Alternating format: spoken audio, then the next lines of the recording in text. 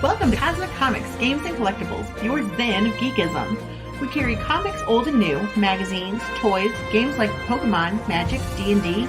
Want Godzilla, Ultraman, Star Trek, Ninja Turtles, Funko Pops? You'll find it all here. Shop our Cosmic Sound Room and pick up a record or two. Enjoy our Comic Coffee Lounge with a cup of Sasquatch coffee while geeking out over a super cool movie on our big screen. Cosmic Comic, Games and Collectibles. Superman loves us, and so will you.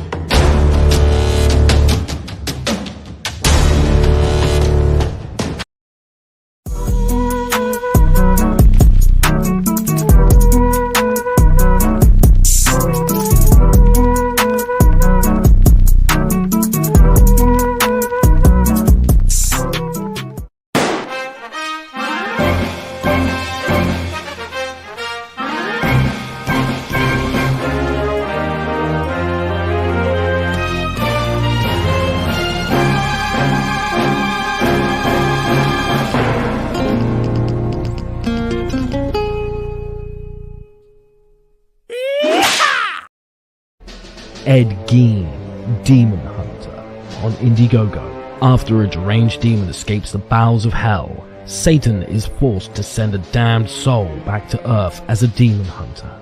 Armed with a sacrificial dagger, Ed returns to his old stomping ground to capture the demon before the universe is destroyed. Ed Gein, Demon Hunter. Issues 1 and 2 available now on Indiegogo. Prepare for the ultimate face-off.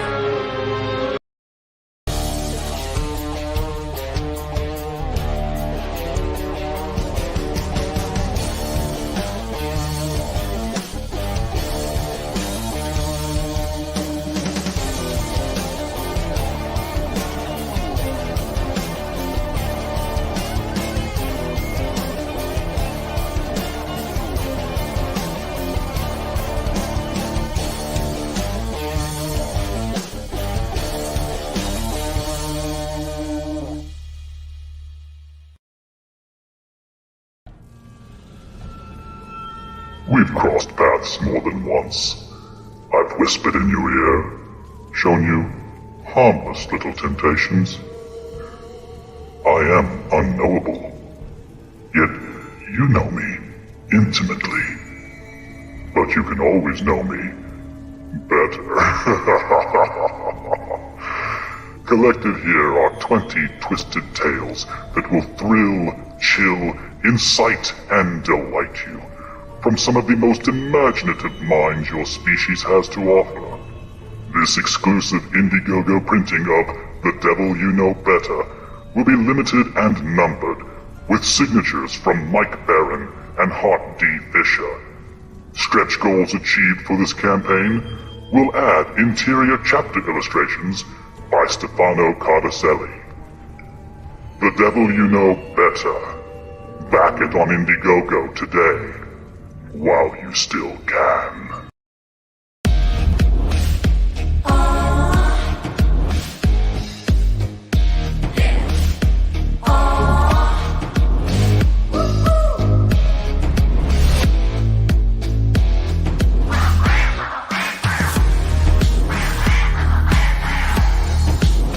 Your favorite podcast, it's Critical Blast. And who are all you people and why are you here? I am RJ Carter, Senior Managing Editor here at CriticalBlast.com, Chief Envelope Licker for Critical Blast Logistics, Myopic Proofreader for Critical Blast Proofreading, and I answer the phone sometimes. when you have to call with a data problem for Critical Blast Consulting. Guys, it's been a while. Yeah. In 3 weeks. 3 weeks. Did I skip the Yeah. last two? And Mhm. that's what happens when you run your own show. If you just don't feel like doing it, you slack off or you go Well, somewhere and else. also you had one that had the holiday in it too. So, We did Well, have- well, yeah. Well, actually, what he did, he chose to forego doing his own show because I had invited him to come on to mine on that week. That's right. That's right. They didn't want to do 2 open nights in one night, so I just went over to the mic stand and played around over there for a while. Yeah. But, Well, with the finishing of Trolls Exposed, I've been kind of light the last 3 weeks, including yeah, your I'm show waiting for the kind of next taking Kickstarter. it. Well, it's been a nice vacation. I've just been doing nothing but, oh my God, sketching. I haven't just sketched for sketching in so long. This morning I actually did a banana. Chris, don't you have another piece of good news that recently happened that you'd like to share with everybody? Oh, are we talking about my grandson? Uh-huh. There's so much good news. I mean, like, I have a new puppy. I have a new grandson. We just had a great show. Trolls I Exposed. noticed the is priority he put those in. out. Yeah. Yeah, Diane might not be too happy with no, the see, that's the priority, thing. but- He's in a room where his wife's not there. That's the whole point. Now, can you hear the dog? I can. Oh yeah. All right, a I'll be needy right little back. puppy, I've got to isn't he? go silence her nicely. I'll just bring her on the show. Just do that. That'd be cool. Oh, the puppy has to play and has to go to the bathroom, and you have to do everything every 2 hours. Yes. Yep. That's why I like cats. True story. Hey, old Greg Levitt. Good to see you out there in the chat, man. Thank you for popping by here. When I was a kid, not a little kid, like, junior high, I lived in a very small town, so I lived in a trailer with underskirting, and there is the puppy. That's a big puppy. No, this is the older one.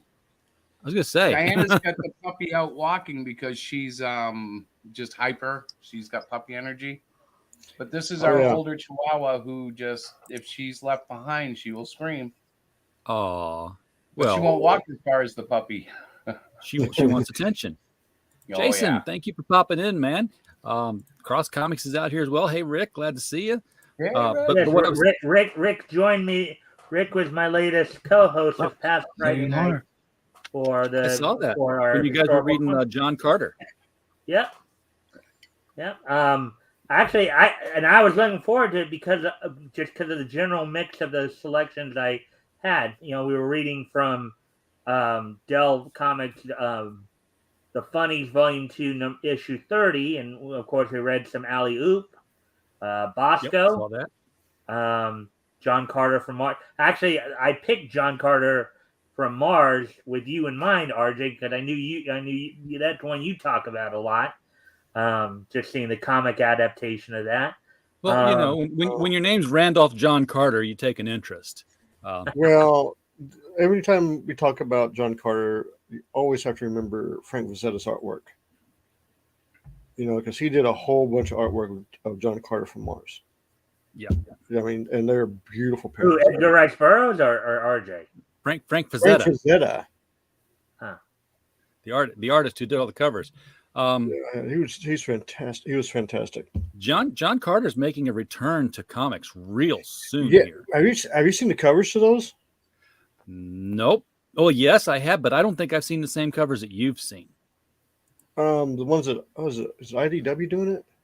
Who's doing it? Because I saw 3 different covers come up for John Carter, but it's not John Carter. It's got a different title with something Mars. Because they're going to avoid trademarks. Yeah, because it's got her on the cover. It doesn't have John. It's got the princess on the cover.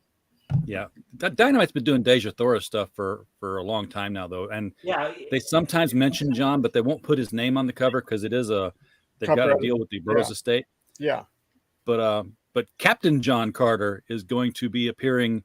I should say Captain Robert John Carter is going to be appearing in Rich Parada's book, The Roaring, and I have a shot of him right here. Is this what you were talking about earlier when you were saying that you were in the comics or something like that? That is correct.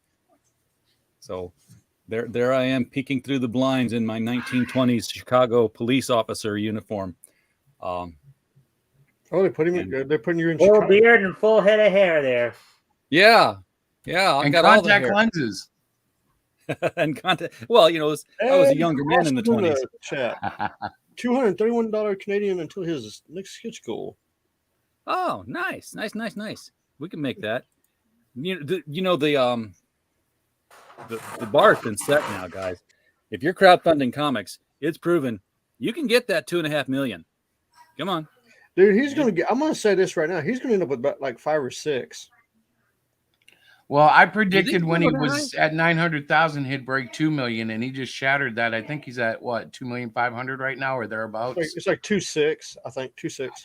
But he's still got he's got 68 days to go. I mean, oh yeah, yeah. And I will say this to Mr. Eric July, Gabe Beltaib, Eric Weathers. Who else is with him? Because I can't remember who the other guy is. Great job, guys. Fantastic job. Yeah. Way to go. Yeah, they had $1 million all the first those day. people I think they're up to $3 million Reddit now. and Twitter that are attacking him. And I have seen some really ugly posts. Y'all should be ashamed of yourself. Yeah. I mean, seriously, y'all should be ashamed of yourself. Everybody's wanted to see, I'm going to say it, a black superhero succeed, without being retrospected or racial-spected or whatever it is. And Eric presented one. Everybody flocked to it. Everybody loved it. And now your guys are sitting there crying and moaning because he didn't kiss their butts. Oh, well, you know what kills me? And I'm not a huge fan of Eric July. Like, I don't watch him daily. But whenever I have, he's been a common sense kind of guy. He's been a nice guy. He's had opinions, but he's not like a jerk. And when it came down to, I heard he had a comic, I was like, oh, great. Maybe he'll do break 6 figures. Yeah, he did. Well, maybe he'll break 100,000. That subreddit, they basically banned one of their people on it. No, they banned for promoting him. They banned more than that. They banned quite a few people. No. They banned quite a few people. No.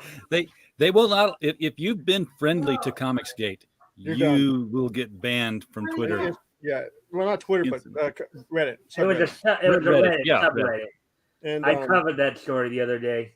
Yeah, I don't play with Reddit. I don't care about Reddit. I never have. I think they can stew in their own hate. I don't care. But I'll say this: I know Gabe personally. He's done work for me. He's a really good Christian man, and if he's involved in something, it's good. It's fantastic, and I supported this the minute it launched. The other thing is Eric built his own platform. This isn't Indiegogo. Yeah, this isn't crowdfunding. This is an order page. And the thing is, the books are already done. Yeah, yes, that's just it. It's like that's what confused a lot of people because he used the terms stretch goals on here, and there weren't traditionally stretch goals. I mean, when you say order more inventory, that's not a stretch goal. That's part of doing business. Yeah. If we hit this part where we run out, we're going to buy more. Well, it's just like with my website and my books. If I get low on inventory, I got to order more books. It's just that way. And I'm gearing up because my next book drops in the first 2 weeks of August, and then I've got a book signing at the Arlington Con on the 20th and 21st in August. So I'll have everything. I'll have all 3 books on there. If you want them, come get them. Excuse me for one quick moment here, James. Hey, Rick, I sent you the StreamYard link if you'd like to jump in with us. Yep. You're more than welcome to jump in with us because I know from when I had you on the other night, I know you were into the Crime Buster story that we were reading as well. I know you said you wanted to follow up on it. I just wanted to know if you had a chance to do so yet. So the other 2 stories that I covered as well were Bronc Peeler, a Western, and then Crime Busters. Not the Crime Busters that you featured recently. This was the Crime Busters I'm talking about was a feature they had back in the 30s there, I guess, where they were doing like G-men stories. In this particular case, they were talking about a mafia hitman by the name of Leonard Scarnese. So, and I know Rick was really into that. He wanted to find out more about it. So I sent him the link to, Comic Book Plus. Yeah. So. Jason, thank you for letting me know this. I got to sit with Eric on a couple of panels at Archon in Collinsville, Illinois, a couple of years back on some time travel panels. I'm sorry to hear that he has passed from us. Now he did some great time travel books. Excuse my ignorance here, but who is Eric Flint? Eric Flint's a science fiction author, dude. Yep. I don't know. I don't know him, and I don't. Aside from I know. I had not heard that he had passed. Yeah, Mike, I didn't know that either. I Googled it when Sci-Fi tweeted it or messaged it, and yeah, I'm looking at it. He's got quite a catalog. Yeah, that's a beloved author. We have lost a lot of people, authors, actors and stuff here recently. And yeah, it's like the old guard is moving out, and the middle guard, which is basically my generation, is moving in, and it just feels weird, Comes with getting older. Yeah, having a grandkid this week made me feel that exactly what you're talking about. Like I've now become the third part of our generation alive group. My father is fourth, I'm third, then my son, and I'm like, wow, I just got bumped into the older category. Like that's what I'm saying. You got moved up. You got moved up one. It's like, wait a minute, I was supposed to be back here. Now I'm, Well, I still feel like I'm 20. I don't get it. I'm like, obviously I can't do what I did, but I feel 20. Well, it was like my dad said, wait till you get my age. I'm like, what do you mean? I am your age now. It doesn't feel any different. I mean, my body's telling me, hey, stupid, slow down. And my mind's going like, hey, I'm still the 20-year-old idiot that I was, Oh, yeah. Yeah, I used to be able to walk, 10 miles to the next town and back and not have any deleterious effects from it all. And now it's like, checking the mail is like, let's take a break before we head back. No, it's like, oh, this is the food I used to be able to eat. Now it's this. It's gone from, this whole list of you're indestructible to you're allergic to this stuff. It's going to make you sick. Don't eat this stuff. Yeah. I didn't get allergic to it, but it was the hot stuff for me. Well, on mine, I can have like chips and salsa, and that's about it. The hot stuff is gone. It's done. So no more authentic Chinese food, which I love. But it doesn't love you. Oh no! It doesn't. It does not. I mean, I get a spicy chicken sandwich, and my gut will hurt 3 hours later for an hour, just in pain as the capsaicin. I didn't even know they made spicy chicken sandwiches. Yeah. Oh, yes, they do. I'm talking about the Chick-fil-A ones, so they're like. There he is. Hey, hold on. Hey. I haven't got my stuff going through my headphones, so I don't want to mess up your. Well, so far, so good. So far, so now, good. since we were there we go. So many weeks, I took a trip over to a bookstore that I haven't been to in a long time. So I'm gonna do a shout out to them, Duncanville Comics and Books over in Duncanville, Texas, and they had a sale. Oh, you came at the right time. Mm-hmm. Yes, and I had money, so I got to go over there and have some fun. And of course, as RJ knows, I love a specific type of comic book. Ones that are autographed by some of my favorite artists, so I had to pick some up. I even found some. Okay, so here we go. Ready? We're going to need a big screen, aren't we? Yes, we are. Number one. Ooh. Darkness. Cool. By Mr. Dale Keown. And I'm going to who the other guy is real quick. Paul Jenkins. Autographed by both of them. Oh, Paul Jenkins might actually fulfill his Kickstarter someday. Yeah, so I got both of them. So I continue waiting. Now Dale Keown, he might actually become somebody someday. I've got high hopes for him. Magdalena. Yeah, autographed by Benitez. Okay. And of course, I had to pick this one up. Cyberforce. Cyberforce I number remember that. 25, autographed by Silvestri and Finch. Oh, okay. Cool. And then I got this lovely thing. Oh, Dow. I remember Dow. By Billy Tan. Let's see how many of you guys remember this one.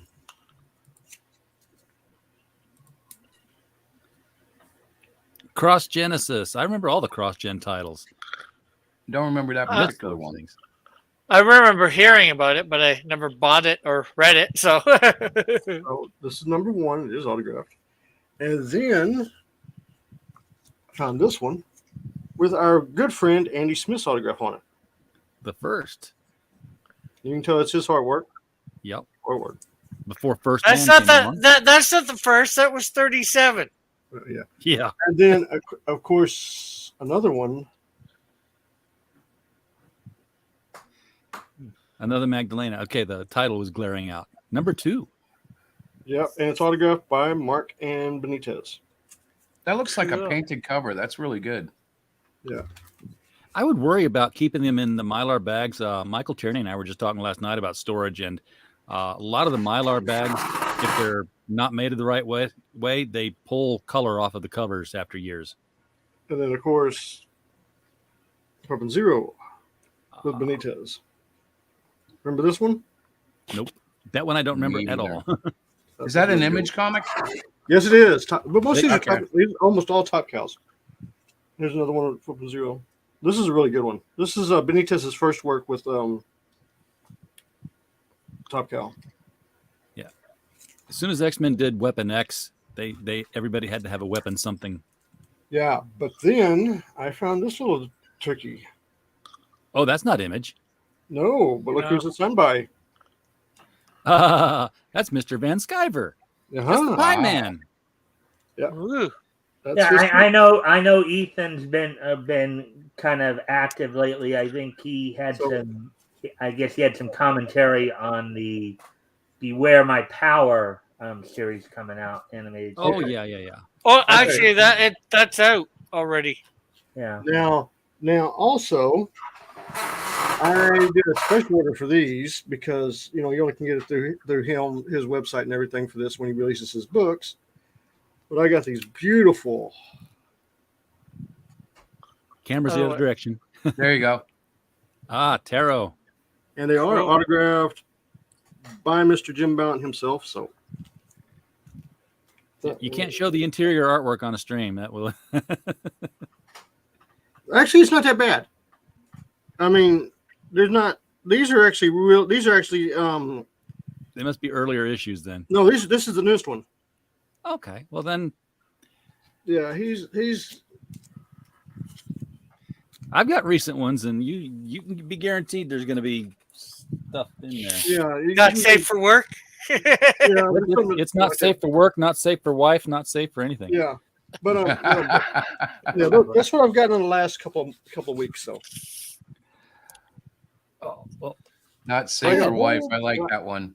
but I have a whole bunch of books coming from independent comics and Comicsgate, so should be looking at those because we have Wrath of Hey, Goth, Green Shift, we talking have a about whole bunch of other things. Comicsgate. I got to show you guys something. Oh wait, I'll let RJ do his thing. Just just got mine got this yet. in yesterday. I know I should have mine here pretty soon. Jack So- the Ripper. Jack the Ripper, Vampire Hunter. My, Jack the stripper? No. That's Jacqueline. Jacqueline. Jackie. Hey, so Chris, go ahead. this came in. I don't think it's working because it's got a green. It's got a green title. Yeah. But Well, we just Yeah. see your face through it. Oh, Or not only your that, but you're background. backward. hey, that is Yeah. weird. It's like parallel scrolling or something. But yes, this is the Chris Mad cover of Creepsters, and I guess he made quite a few sales because I got quite a few copies of Creepster. I don't know if they were stretch goals, but this is pretty cool. I got a armband, wristband, but my dog Yeah. ate it already. My puppy. Jeez. Yeah. Well, she found talking it. of Chris Mad, I got something else in the mail the other day. I heard that finally came in. I haven't seen the stream yet. Oh my God, it's Ooh, I know what beautiful. that's from. Wow. Yeah, Trolls Yeah. exposed. What a piece to get. So you got that cover with the little Red Riding Hood girl down in the bottom corner, right? Yeah. Yep. Man, That looks so really jealous. good. Well, I got to tell you, Chris Madd is almost an unknown artist, and it shocks me because like everything he does, and I mean everything. I've hung out with the guy at conventions, for 3-day, 4-day occasions. He's a great guy, and I mean his art is just simple and wholesome, and not wholesome as in like obviously this is graphic, but like I mean as an artist, he just has a very simple style that he goes at, and when he's done, it's just amazing. So for me to gush over him like that, I'm really saying, guys, you need to notice Chris Madd. But as of yet, he hasn't taken off quite yet, but he will. And when he does, I think it's going to be huge. When you start seeing his name pop up on different titles in crowdfunding or wherever in the indie market, he's going to start taking off. Like Lorenzo Rodriguez is going to take off real soon here. The work he did on Company Men, that cover, and some of his other stuff. I can't believe having him on the Trolls book was almost like it was a badge of honor, because I told him the first time I hung out with him, I said, man, if I ever get the money, I want to hire you to do one of my covers. And it was like one of those, yeah, sure, kid, whenever. Yeah. Well, we finally did it. And I'm like, on the Troll book, it was the best place to put it, because I'm like, this book, it's a hard sell already, but when we bring it to the show, I know it's going to do well. It's a thick book. People like my weird stuff. I'm excited. I'm like, this is great. Where are you at with production? I'll have it. What's that? Where are you at with production on that? On Trolls? Yeah. Oh, it's shipped. She shipped them yesterday or the day before.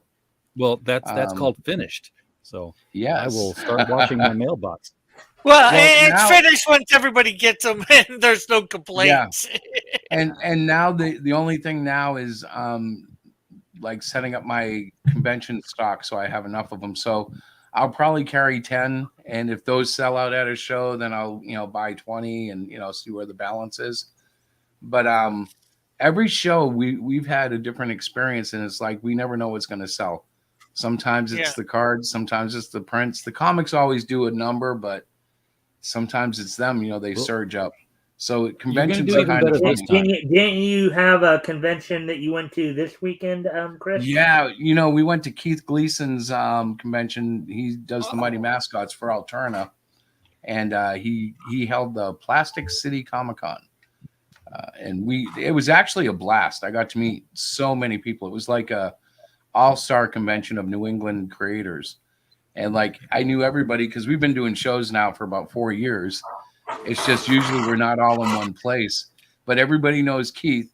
So everybody wanted to be part of Keith's show, and it was loaded. I mean, even St. Pierre, the Spider-Man artist, even he was there. And I'm like, dude's here. Like if that dude is at a show, it's going to have some business. And it did. He likes to get like an artist alley table, but he always gets like the best positions because the convention guys know. And he's always busy. He's a fantastic artist. I think his name is John St. Pierre, but I'm not sure. I'm not sure on the first name. How'd you look up his artwork?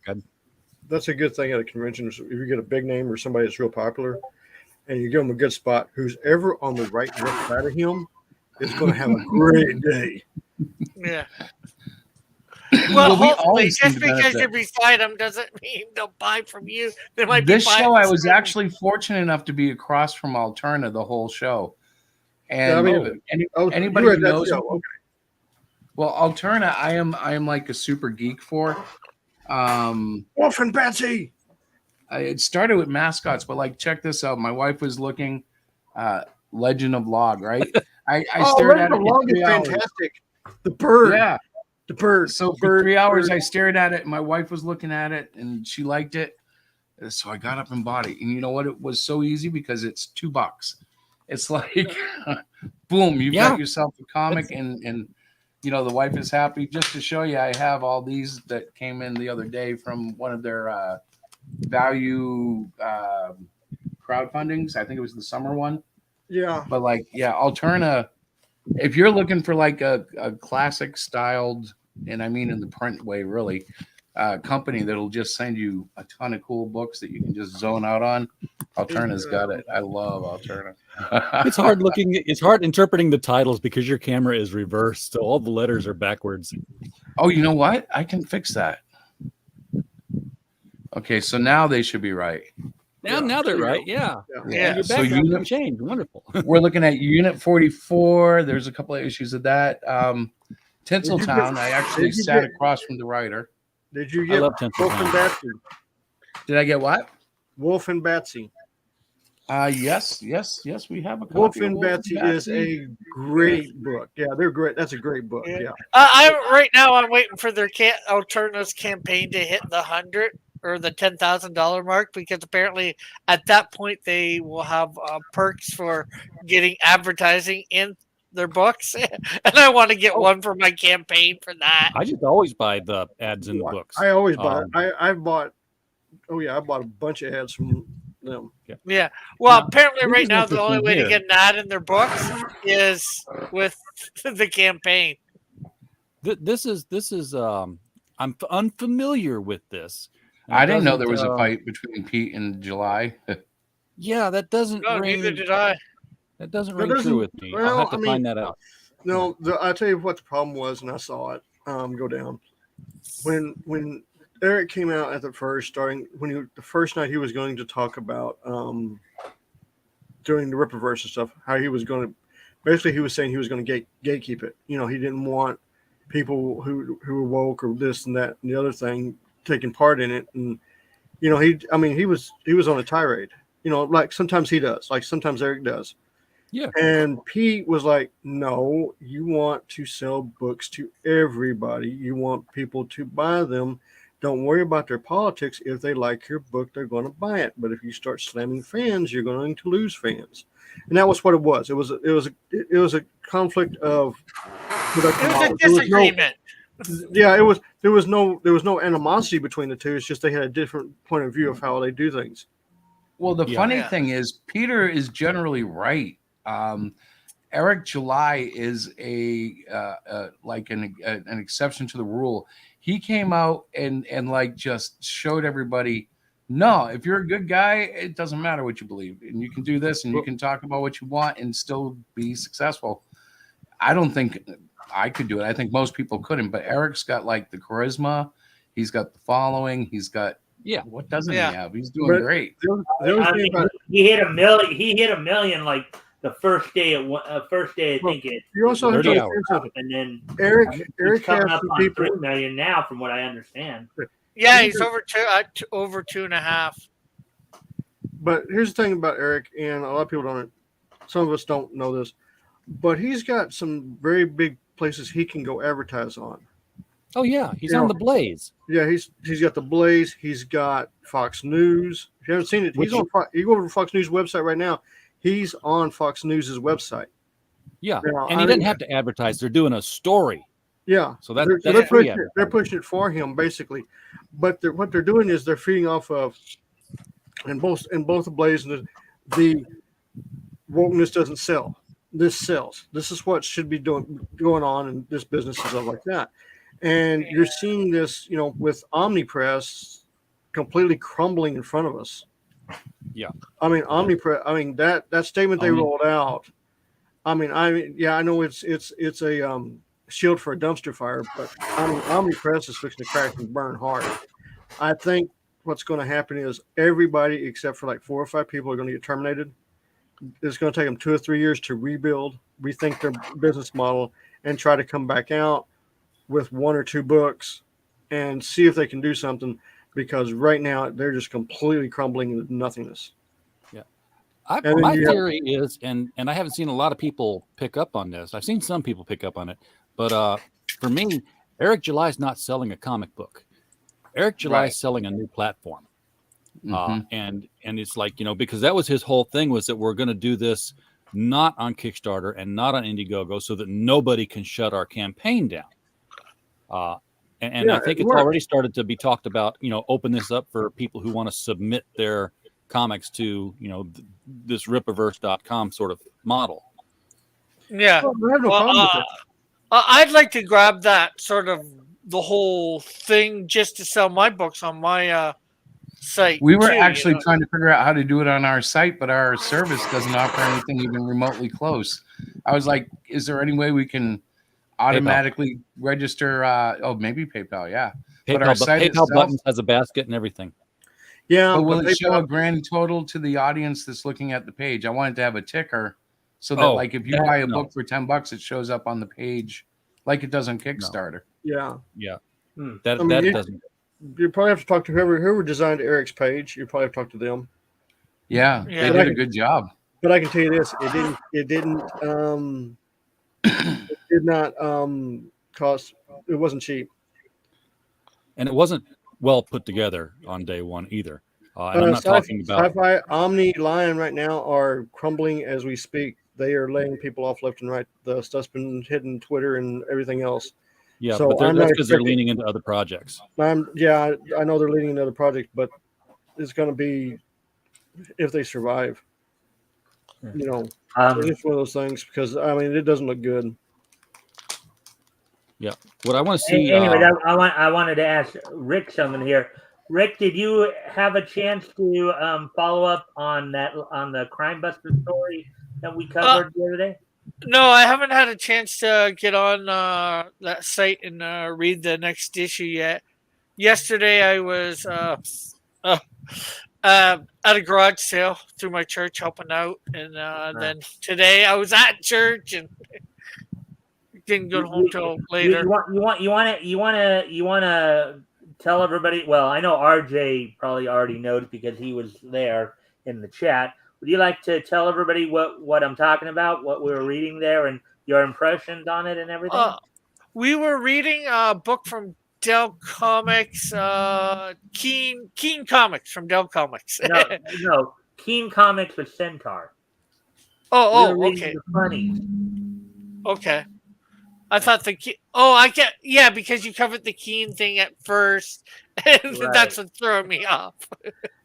Okay, so we were reading the funnies from Centaur, From Dell. From Dell. Yeah, Dell. Hold on. Yes, Mom. Hold on, guys. Well, Hey, I want to show something real quick. Okay. So this is Pyramid Knights. I believe this is issue 10. And I saw him at the convention, but his artwork is like really coming along in terms of he's hiring better artists. I love all his stuff, but this is an older one. This is issue 7. And like he's gone away from the line art and he's got like painted art for these characters now. Who is this?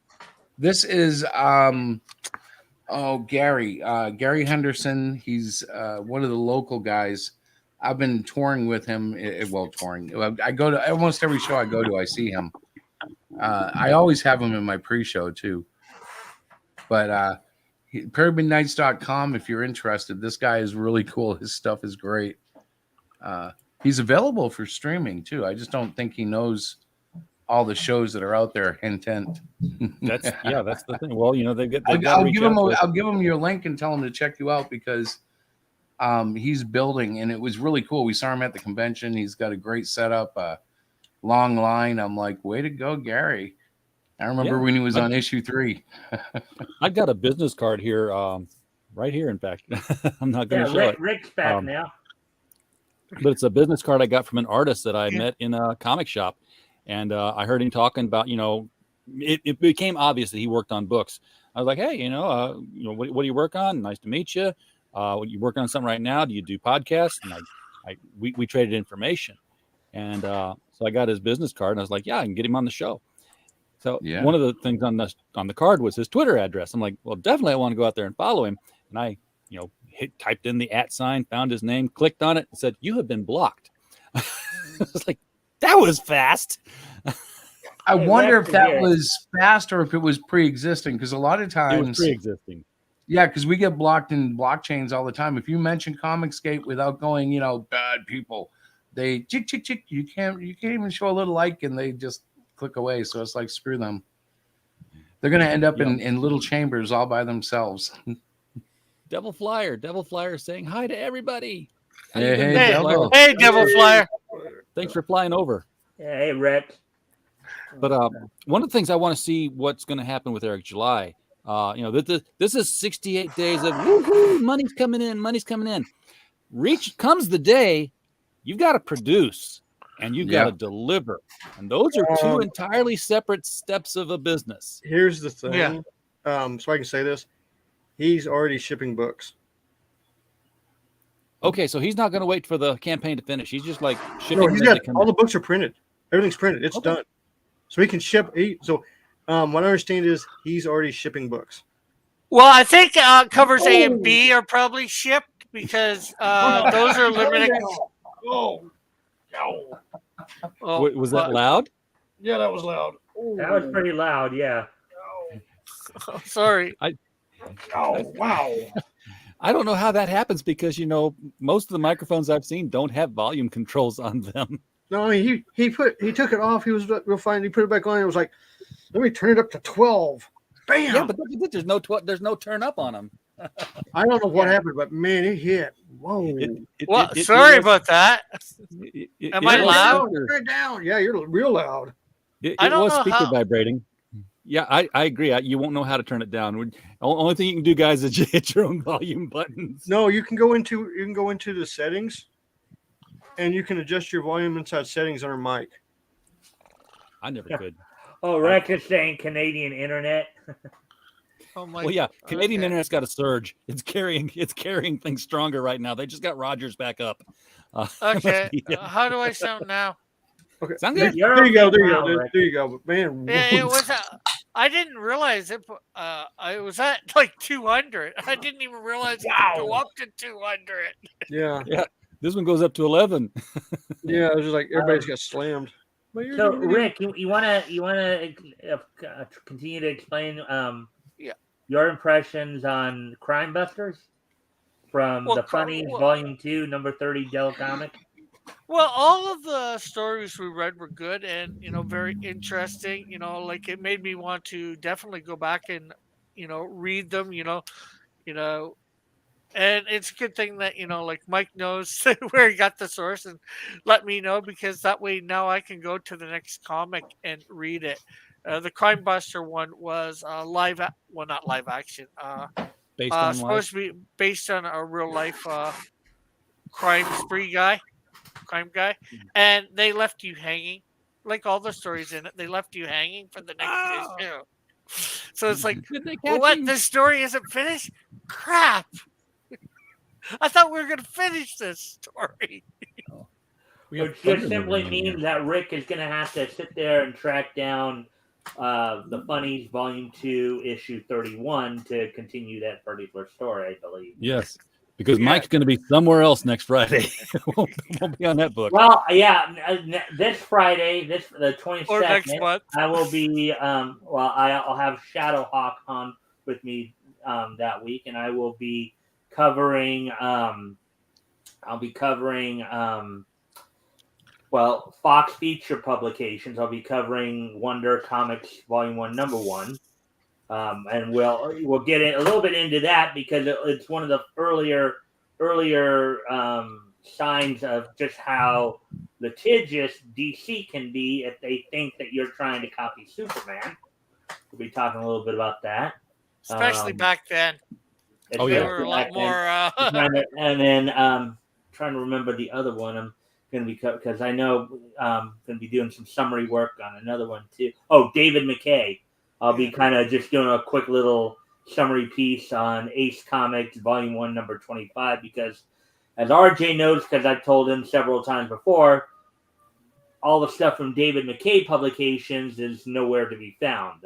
Otherwise, I'd be reading some of those as well, because David McKay was the first company that took it upon themselves to feature a lot of the King Features syndicate characters. In King Comics, they'd have like Popeye and the Phantom, and then and Flash Gordon, and then actually no, the Phantom was in Ace, but Mandrake the Magician and all that. So and then as I said, I'll be looking up Fox. We'll be focusing on Fox feature publications as well. I was looking up some Golden Age comics the other day because I was making that overlay that I showed you guys because I'm trying to make some different overlays for StreamYard because I'm told that the black background is boring.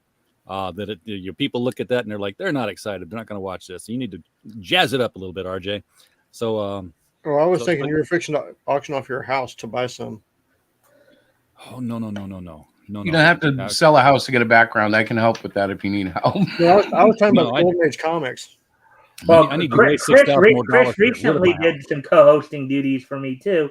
We went over All American publications, and didn't I fall asleep at the end? And it wasn't because of the content; it's because I was like up way past my quote unquote bedtime, and like literally, I think it was like 10 o'clock or so, and I started like. I'm like, and Mike's like, Chris, are you there? And I'm like, oh snap! It was a good show though. It's just sometimes like if it gets too late, I just start shutting down. I can't help it. Well, I was just trying to find panels to make these decorative borders and overlays, and I ran across a lot of Batman and Robin. And I always, when I did a thesis in college on Seduction of the Innocent, based on what I knew of comics and what I had read of comics. And now I'm like looking at some of these panels that were in Golden Age Batman. I'm like, Wortham might have had a point, because apparently the Wayne Manor wasn't all that big. In fact, it was so small that Bruce and Dick had to sleep in the same bedroom, in side by side twin beds that were pushed together. And I remember some of the reading I did on that too. I remember that was one of the pieces of quote unquote evidence.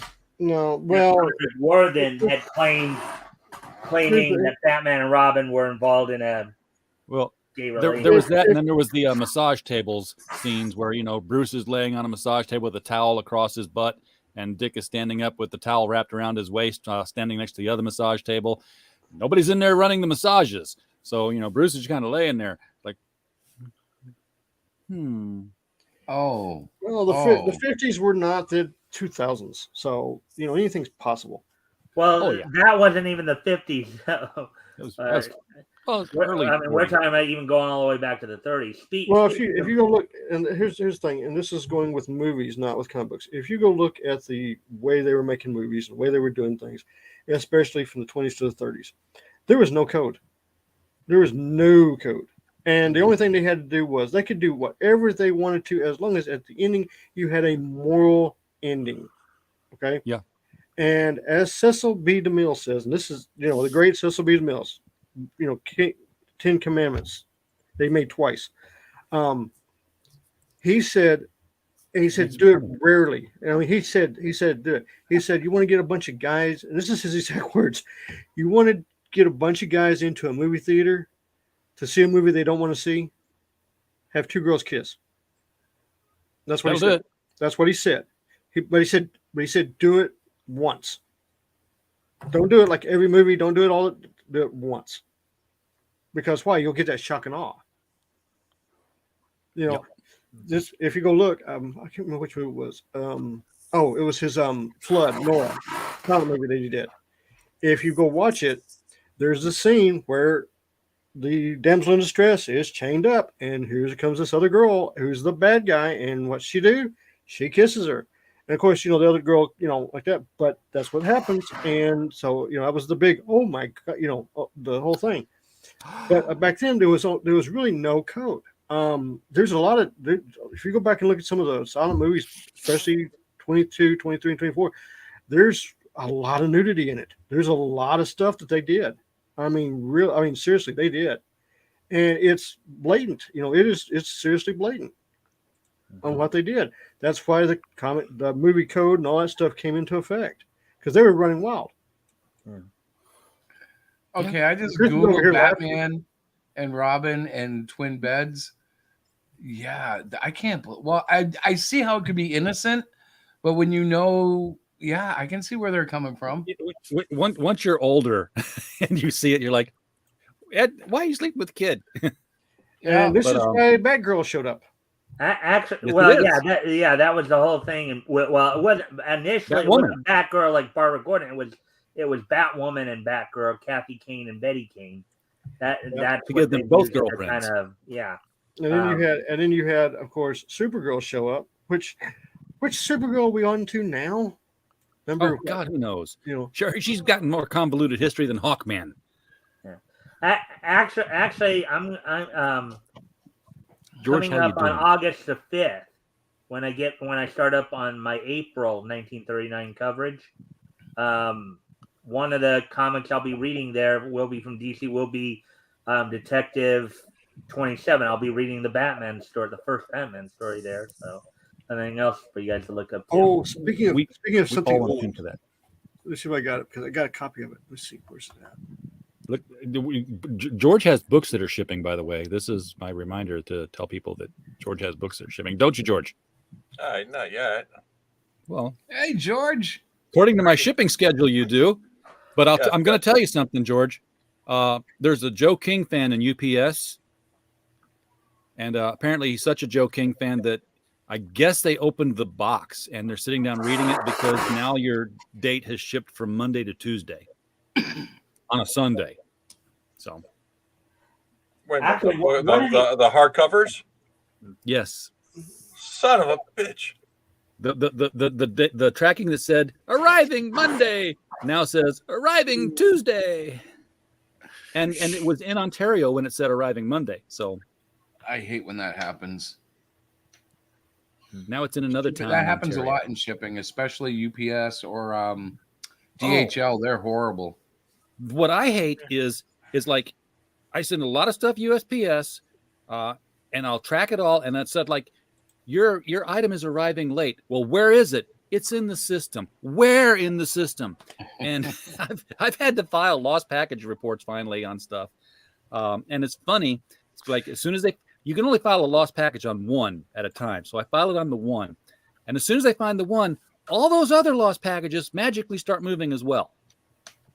Yeah. One of the other interesting things from our coverage the other day on the Funnies, Volume 2, number 30, Hugh Harman and Rudolph Ising actually got a comic book credit for the Bosco feature. You know, Harman and Ising were a pair of cartoonists from back in the 30s there. I think they did Happy Harmonies and stuff like that. Well, Bosco originally started out as an actual animated short, and of course, what we were reading was the comic adaptation of one of the shorts. So that's something interesting.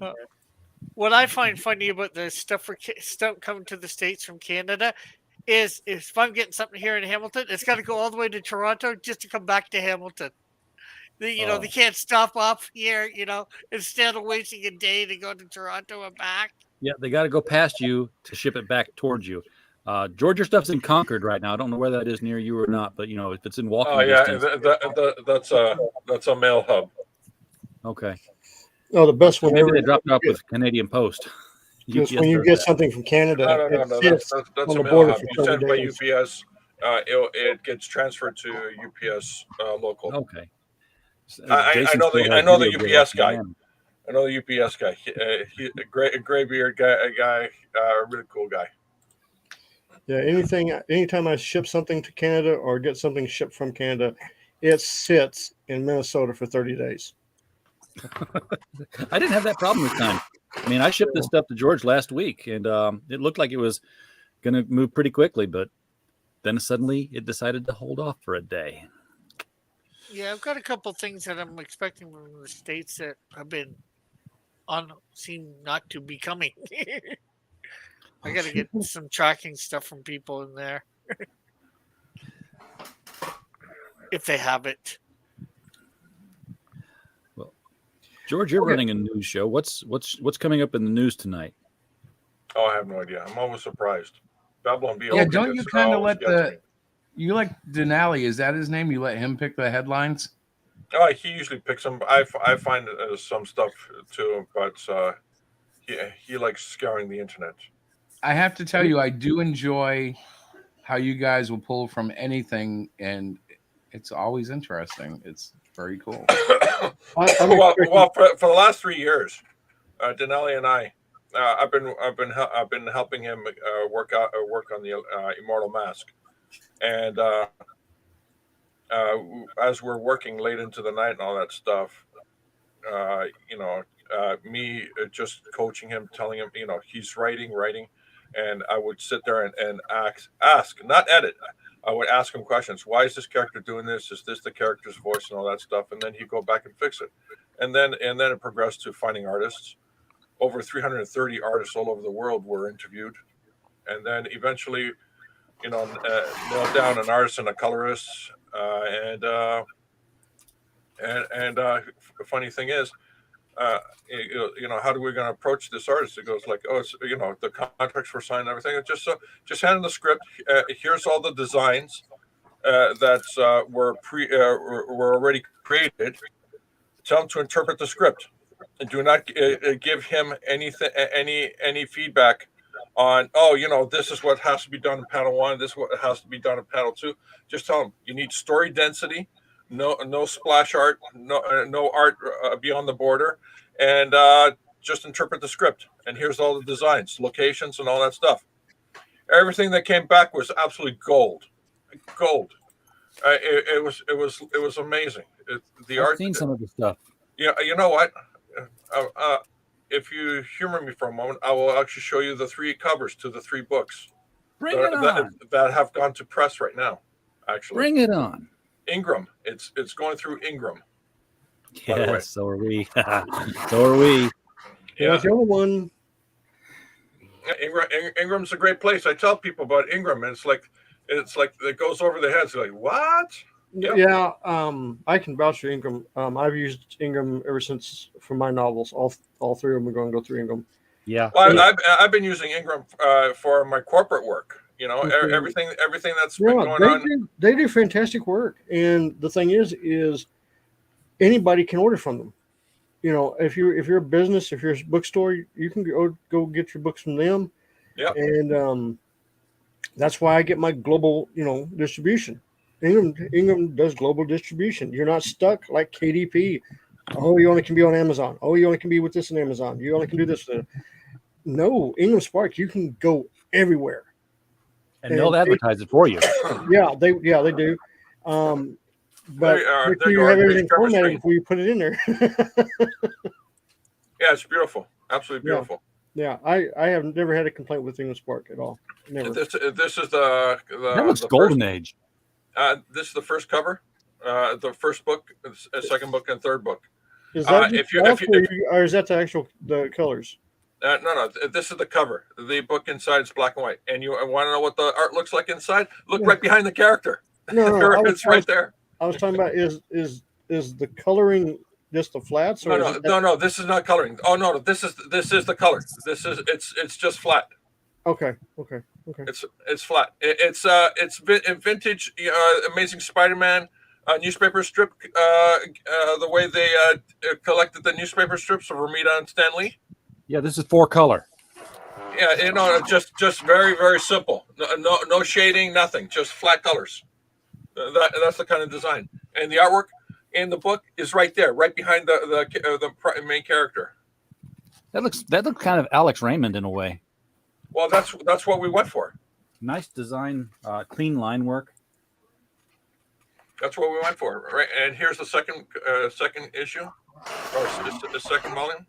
Oh, keeping it consistent. That's a girl. That is a girl. Not according to the government anymore. Yeah, come on, Chris. Are you a biologist? Come on. Well, they can't define it, so that could be a girl. Yeah. You're right. I have like a million I can go with on that little subject. That the professor, But it's awesome as a cover. And right there, what the artwork looks like inside the book is right there, right behind the main character. Hey, George, And that's here's the actually. last- here's the So last is book. that George? Is that the art from the second issue? Because it's different from the first cover. Yeah. Oh, good. This third one's different too. Yeah. So the background changes every cover. Yeah. This is 3 floppies? No, not floppies. What do you call it? We're doing soft cover. the initial print run soft cover, and everything looks good. We're going to upgrade it to hardcover. Cool. But everything's the same. Everything's the same right there. Look, boom, boom, boom. Yeah. And even better. Let me quit this. You're gonna love this. Where's the actual? Don't mind me. I'm just packing up the company, man. Just bagging comics, guys. Bagging comics. All right, here. Even better. I'm going to show you the first few pages of book one, and the design of the book itself. All right, so obviously you have the the copyright, the legal notices, and all that stuff. What you see above all the legal is the thumbnails and the finals. I'll be right back. Just an opening gag. But here on the second page, what we have is an extra story in the overall story. In each of the books, there's 9 panels of the vintage 1930s Immortal Mask adventure, Silent Adventure. So as I understand this, George, the first page of issue 1 is the first 9 panels of this story. No. The first page of is issue right 2. here. The first page of issue 1 is right here. Well, wait a second. What was that? What was the 9 panels that you just showed me? That 9 panels is like a little prequel. Like when you go to the movies, you get that little what do you call it? That little vignette before the movies. This is it. Well, what I mean is the first sheet of paper in the book, not necessarily the first page of the story, but the first sheet of paper is we a 1930 silent what do you call it, story. Yeah, which continues in each of the books. Yeah. So you'll end up each panel on this is actually a page with panels in it, and by the time you get all 3 books, you end up with 27 panels, which are actually 27 pages, right? Yeah. That's cool. Yeah. That's a cool idea. And then you get to the main story. Now, how easy is it? Well, it's a silent picture, so it's not like you have to focus on the words. No, yeah, there's no words. It's silent. I mean, it's just pure action. You look at it, you get it. And every panel is a page, so yeah, that's cool. Yeah, I like that. And then you get to the actual story right here. A nice, clean, the kind of what do you call newspaper strips that Alex Raymond, Al Williamson, Rip Kirby, Flash Gordon, kind of reminds me of John Romita, not really in style, just I don't know the look. No, that's you got it. The newspaper strips, did the Spider-Man strips. Yeah, exactly. Exactly. That's exactly where we're going. That's exactly the whole way this whole book was packaged. It's absolutely beautiful. Yeah, it is. When does this go up? Is this already done crowdfunding, or is it going up? No. This is going directly to press. Rippaverse, man. Rippaverse. Hey. We're actually doing this is done. We just uploaded the print files. When the direct store opens up, you buy the book. RJ's shipping it the next day. Very nice. Very nice. It's absolutely fucking beautiful. 48 pages. Every book's 48 pages. Give me stuff to do, guys. Give me stuff to do. I got and how much is it going to be? What's that? Well, how much is it going to be? Cost. We haven't figured out the price, but it's not going to be a ridiculous price point. I'm telling you that for sure, because you're getting all 3 books, and I'm just ballparking it right now. All 3 books, it will probably end up costing you about just a little smidgen more than what you're actually paying for a 48-page book right now in crowdfunding. Yeah, think about that. I can't tell you a specific number, but I'm telling you, whatever you're paying for a 48-page book right now in crowdfunding, just add a smidgen more, and you get all 3 books. Plus, so maybe around 20 to $30. Okay, you know what? I'll throw a number. Let's say $50. All 3 books plus shipping. But that's not the final number. I'm just saying approximate. We're Yeah. guessing, guesstimating. And can you Well, the buy problem just is it's a one very book, or do you good-looking have to buy product. It all would be- 3? No, It's it's good all looking 3. though. How do you turn that down? Like this is sweet looking. It's all 3. It's all 3 books. Yeah. So you can't buy a single book. No, the whole thing is, you're getting boom. This is it. It's coming. This is it. It's coming out as is. It's ready to go. Everything's been done. Yeah, that's some sharp looking stuff. Yeah. Kind of reminds me of Frank Cho, too. Remember when Frank Cho was doing Liberty Meadows? Yeah. I mean, it's absolutely beautiful. I gotta tell you guys. I think this is one of the best magazines I've packaged up for anybody. It's really top notch. Yeah, you're working on other Immortal Mask related items to go with that too, aren't you? Oh yeah, a game board. The game board is just about finalized, and it's going to a different printer.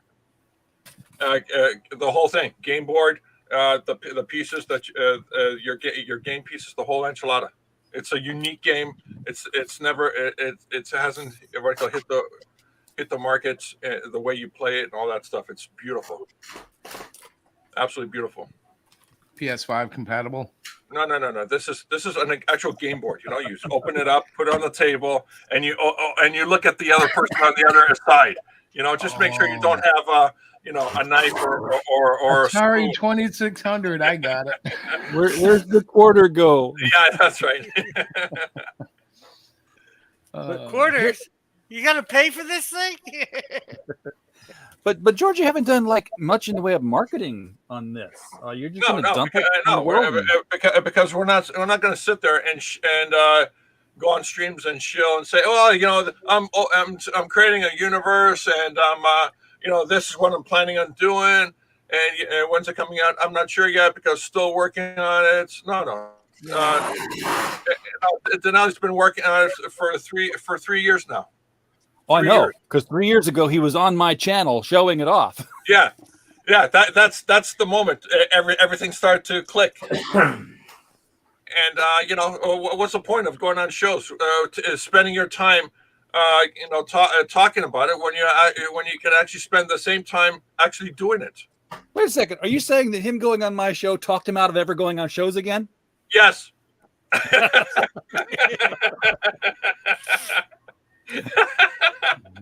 I knew we were having an impact. I didn't know it was that one.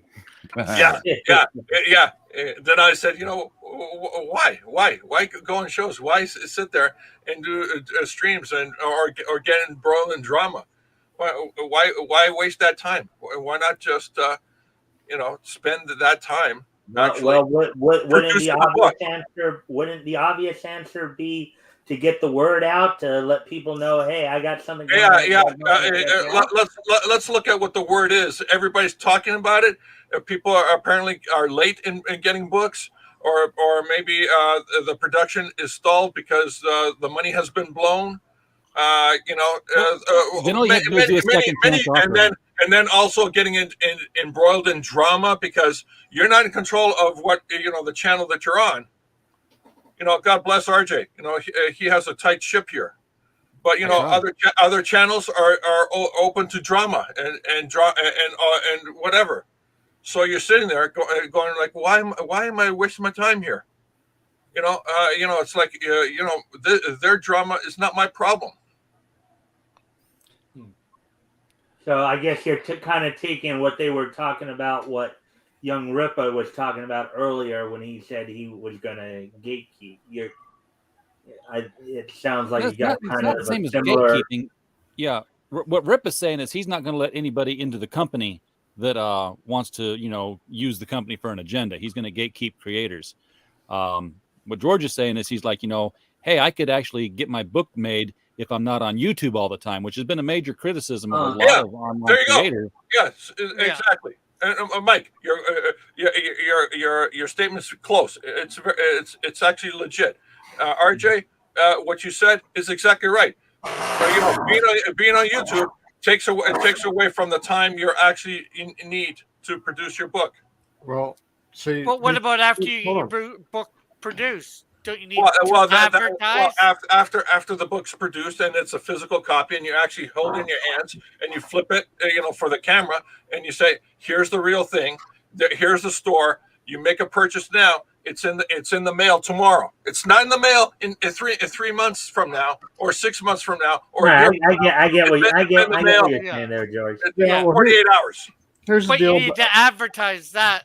Shouldn't you be going on shows to advertise that? Okay. Well, yeah, after you have the physical copy in your hands, after you prove it, What George is saying is, I think what George is saying is this: is that there's a time to focus on producing, and then there's a time to focus on getting the word out. I think what he's saying is where he's at. Okay, hold on for just a second, and I'm going to explain what Eric July did. Okay, Eric July is not an artist; he's PR, public relations. Yep. Okay, he wrote stuff, he created it, but he's public relations. His people, the artists, the colorists, and everybody like that, stayed off of YouTube while he was promoting the book. It's just like any other company. It's just like a movie theaters like that. You have the people who make the product, and you have the people who promote the product. That's the difference. If you're going to have a successful multi-million-dollar campaign, you put Eric July out front. Let him run with it. Why? Because the artists and everybody is in the background working on it while he's out in front. It's called the bingo. Yes. Yeah, and he's also the creator too. Well, but he's also the front man. Okay, he's not sitting behind a desk. All I was pointing out there is that what George was saying sounded very similar to what Eric July was saying, and I was just trying to get clarification on what it is you have to have a point man, a promoter, so like that. Okay, just like if you noticed, I don't do very much YouTube stuff, especially when I'm working on my book. When I said it was crunch time, I completely got off. I didn't show up on streams or anything like that. When I got it all done, then I hopped on a couple podcasts. Now it's at my publisher. They're formatting it. They're getting it ready to go. I don't have to do anything now. I got 2 full weeks that I don't have to do anything but promote. That's all I have. I got 2 weeks I can run with it. Then I get the finals back. I look at it. I send it back to them with an okay, or if I need something fixed, and then it's off to the publication. So my book's but 2 weeks. Yeah, but you know what? Here's a slight twist to what our wonderful league guys just said. When you have the physical book in your hand, and you've made exactly like RJ, and you made a few sales, and those few sales actually go on their social media and say, "I just got this book. I bought it a week ago, and here it is in my hand," and they're flipping through it. Right, that little bit of dialogue from a customer on social media saying, "I just got this book. I just bought it. This hasn't been crowdfunded. This is available right now." They bypass the crowdfunding. You buy it now. You get it. It's in your hands, and they're flipping through it. And then that's what you advertise. That's what you promote. Real people holding onto your book. And then what happens? It slowly builds up. Slowly. Right? You don't do this, this fanfare thing. Why? Because the fanfare just, comes in. You get all this money, and then you have how long to return on it? All that stuff. Depends on whatever you say, usually. Yeah, exactly. But what happens in the real world? Economics change. Your price points change. Okay, everything is in the real world. Yeah. Everything. Okay, everything. The Kickstarters, the Indiegogo, that's real world money. Yeah, but here's the thing. No, hold on. No, hold on. Sorry to interrupt, but here's the thing. No, you keep. A lot of people have this problem. They crowdfund, and it takes 1 year to 2 years to deliver. The economics of shipping have changed. Yeah. I wouldn't say most. There's like it hasn't changed 3 or 4 like that. No, it's changed. Trust me, it's changed. Hey guys, in our Trolls Exposed book, I literally was 3 weeks late getting the production done, and Media Mail went up 10% in that time. So it's a minor change, but it was a surprise when we went down and had to do that. Yeah.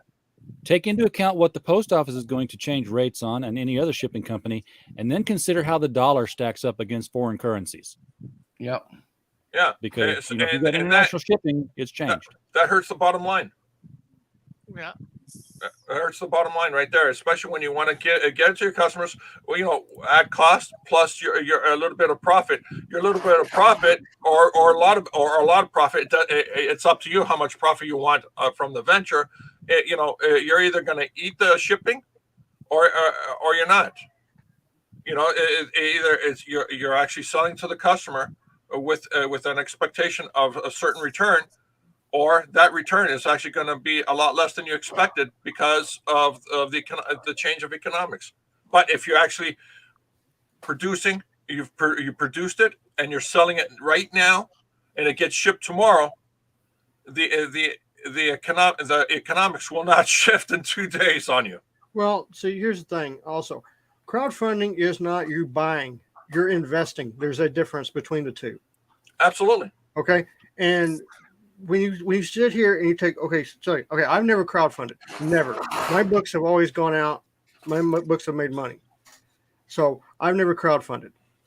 Now, this thing about I got 3 weeks, maybe 4, before my book comes out. You don't think I'm buying ads? You don't think I'm doing stuff? No, I am promoting my book. Okay, I'll tell you a place right now. If I was Ethan Van Sciver, what I would do, I would spend $500 and get a full-page ad for Blood Honey or whatever it is that he's doing for his comic book in Scream magazine. Nobody thinks about this, okay? Because you know how many people buy Scream magazine a month? You know how many people that buy? Over 250,000 copies are sold a month. That's 250,000 new customers possibly. The reason my books have sold over 35,000 copies was I went and bought ads in Scream magazine and other horror magazines. Nice. I'm saying this thing about, just social media. No, you got to do old time advertising as well. People don't understand that magazines still sell. Horror magazines. Maybe I should put if you're doing a horror book, advertisements in magazines. If you're doing horror books, put it in the horror magazines. Why? Because people who go to the horror conventions. When's the last time somebody with a horror comic book, like Ethan Van Sciver, went to a horror convention? Think about it. If you're doing a horror comic book, go to where the horror fans are. I gotta go. I got a show at 10. Sorry, guys. Thanks for having me on. George. Later, George. But I'm saying, if you got a book with giant wasp eating people, that's horror. Yeah, he's got a lot of body horror in there, doesn't he? Yeah. The minute you say, I'm going to be a Texas Frightmare, I bet you they have a line out the door for Ethan. You know what I'm saying? Yeah, Sure. The question is, does he consider it a horror comic? Has he thought of It that doesn't it's matter. a horror? It doesn't matter what he consists. It's what it is. It is a horror comic book. I get that, but if he hasn't realized that it's a horror book, he might not think of advertising in a horror magazine. That's what I'm saying. A lot of people are so focused on comic book. They don't look at the bigger picture. Yes, my Stein's books are going to be comic books. Yes, I'm working on it now. Okay, I got a page sitting right over here on the table that I've been drawing on. When the comic book comes out, I'm going to go straight to horror magazines. I'm going to go with comic book things. I'm doing everything. Why? Because there's an untapped market if you're doing horror that everybody forgets. The horror novels, the horror movies. Fans love horror. And the horror fans will say, oh, this is a comic book. And look into it and go, oh, this is really cool. I mean, this is the biggest shock I had about writing my book. I have some real life friends that wanted to be in the book. I told them the only way they would be in the book is if they'd let me kill them. I mean, seriously, that's what I did. What they want. And they were like, yeah, I wrote out their death scenes. I sent their death scenes to them to read. They flipped out. They were overjoyed. Kind of sick, but hey, what can I say? But that's what you do all the time. They love that. Oh my God, I got killed in a book, or I got killed, or this character in the movie is based on me, and I got killed. Hey, it's great. That's what that's the interesting thing about horror fans. And there's like in my genre, which is vampires, werewolves, there's even a bigger audience when it comes to vampires and werewolves. And Yeah. Well, thing I like just sold I sold one of the positions in my book for name the firefighter. Yeah, but you know what I'm saying? People Yeah. people go nuts for this stuff.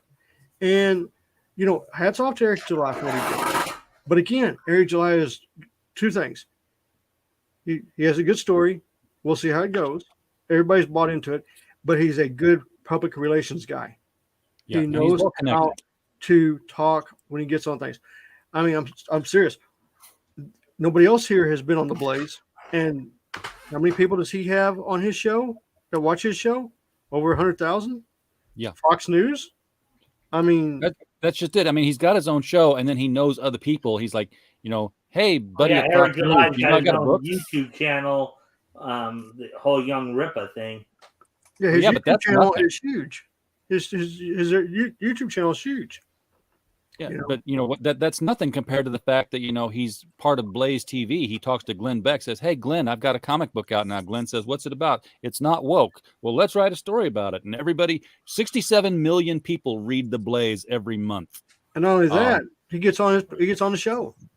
Yeah, I mean, exactly. I'll put it like this. I did a podcast. It's not been published yet. 2 weeks ago. The podcast has 280,000 listeners. And believe me, I plugged the book as much as possible. So when it drops, he's gonna drop it like a week before book 3 comes out. So I mean, it's gonna be, advertising is key. And the thing about it is the more effort you put in, the more money you put in, the better chances of you making money. Yeah. Now, see, I put in some money on television advertising, and I did not see a return on that. So maybe magazine advertising is a better way to go since, hey, readers, right? Well, you have to understand, like with Scream Magazine, it's just not here in the United States. It's in Europe. Yeah. It's in Canada. It's in New Zealand. It's worldwide. So you get that audience. It was really cool, when I started seeing sales come in, and I see stuff on my website come in from overseas, like New Zealand, Finland, Sweden. I'm like, whoa, okay. And of course, Well- I ship media mail. I don't. I mean, do. But again, I'm watching what the rates are. What I charge. I do a inside the United States, I do a flat rate, and then if you go outside the United States, I do a flat rate. So. Herman P. Hunter puts out a good point too for the writers of a comic book or a creator who's not an artist. The problem is, however, if you're commissioning artists and colors, you're paying a buttload up front with no idea if you'll make that money back. Yeah. So sometimes that's a good reason to do the crowdfunding to see whether you'll actually get the. No, I mean, money. if you're an independent, I'm gonna give you the difference between independent comic books from the '90s to independent comic books now. You didn't have the internet, you didn't have Indiegogo, you didn't have Kickstarter, you didn't have anything. The only way you made money was if you got your friends to help you, and you had a job that you could actually pay. And I can tell you this: in Texas, everybody went to the same printer, Brenner Printing in San Antonio, which is what Atlantic Press uses.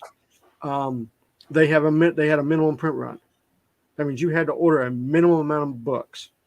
Yeah. And I'll tell you exactly what it was. It was 3,000 print run for $1,500. It was 24 pages. That's not too bad back. Well, This is $94.95. So this isn't today. This is $94.95. Yeah. And the thing about it was you got 24 pages, black and white, and you got a color wraparound cover. And a lot of us took that. The problem is once you got the books, trying to get it into Diamond and trying to get stores to buy it, good luck. Independent, no, we don't want to talk to you about it. Unless you had something that was spectacular, like what Image did. Independent, you had to go to every convention you could go to and try to sell your books. And a lot of people are going, well, $2.95, because you were selling for $2.95. You had to make some money. And you just, it just went through.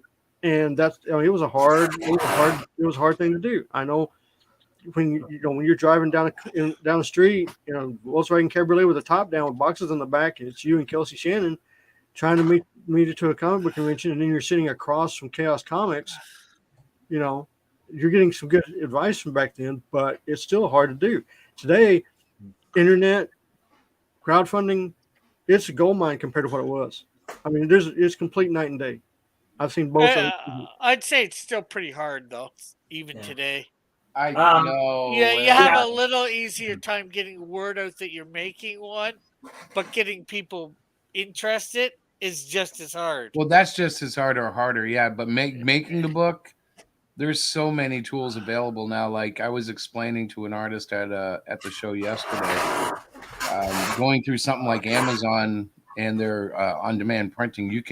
She was like, "Well, I don't think anybody would buy it. I would just want a couple." I'm like, "You can make a book, publish it, and buy however many you want for Christmas gifts," is what she was talking.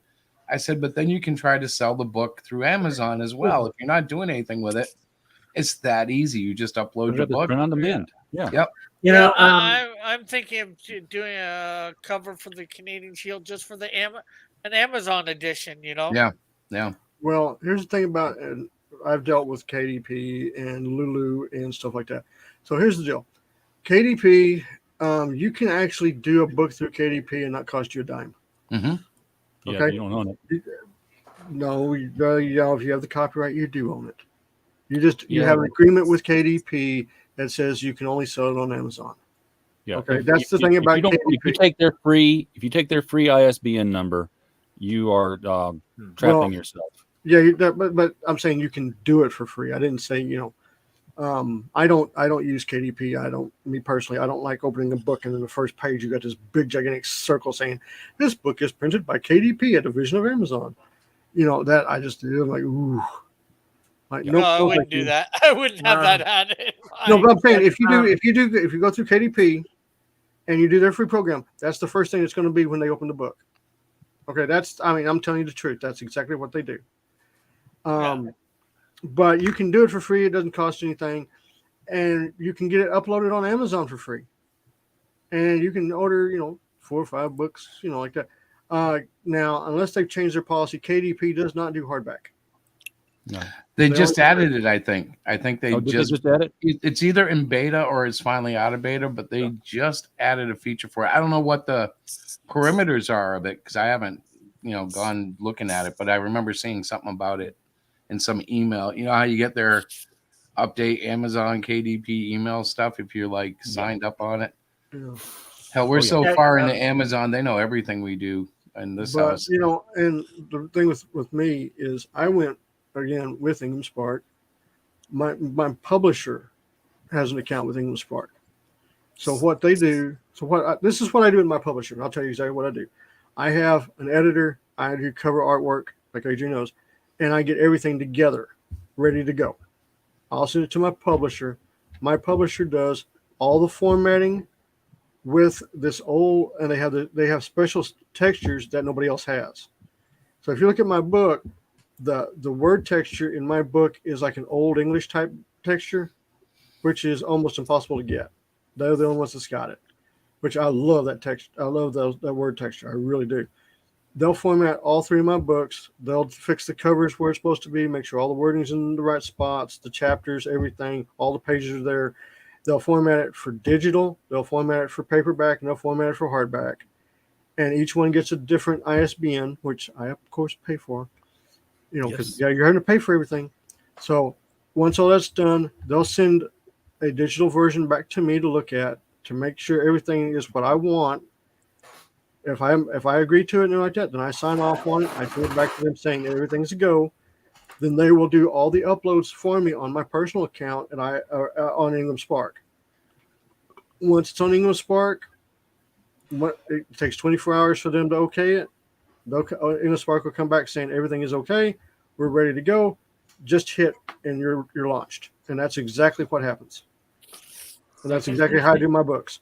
Yep. I've done 5 Ingham Spark books now. There's a thing called the catalog, which RJ, you know what that is. Yep. The Ingham Spark catalog.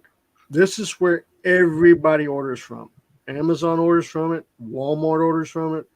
Barnes & Noble's orders from it. Half Price Books. Any bookstore that does anything with Ingham Spark orders out of that catalog.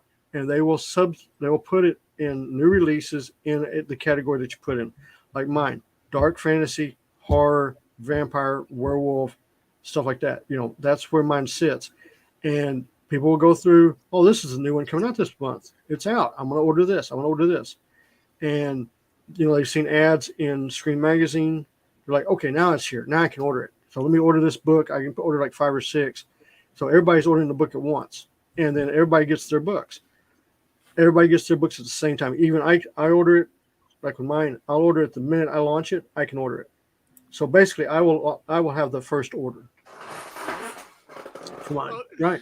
It's in Walmart. Oh wow, you got it in Walmart. Cool. That's what I'm saying. You type in, hey, go up there right there, do your search engine. Yep. RJ, type in James D. Lee, The Steins. Whoops, wrong Steins.